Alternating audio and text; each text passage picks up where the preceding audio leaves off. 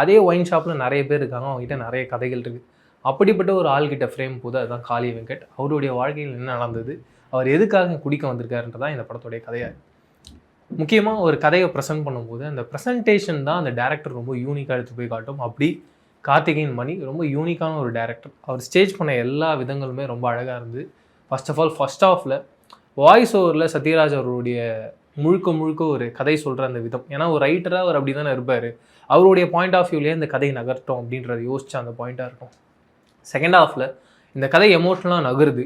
அப்போ கண்டிப்பாக சத்யராஜோடைய voice over இருந்தால் அந்த எமோஷனை டிஸ்டர்ப் பண்ணுன்றதை தெரிஞ்சுக்கிட்டு அதை கட் பண்ணி கதையாக ட்ராவல் பண்ண விதம். டுவர்ட்ஸ் த எண்டில் ஒரு கேரக்டர்ஸும் எக்ஸாம்பிள் இப்போ வந்து காளி வெங்கட் அவருடைய கதையை தான் சொல்ல போகிறாங்க.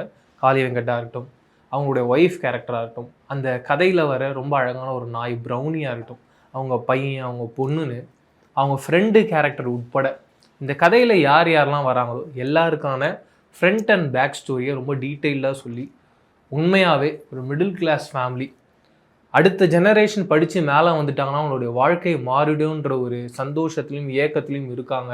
அப்படின்ற பட்சத்தில் அவங்களுடைய வாழ்க்கை எப்படி இருக்குன்றத ரொம்ப டீட்டெயில்டாக ரொம்ப கரெக்டாக சொல்லக்கூடிய ஒரு படமாக தான் நான் இந்த படத்தை பார்க்குறேன்.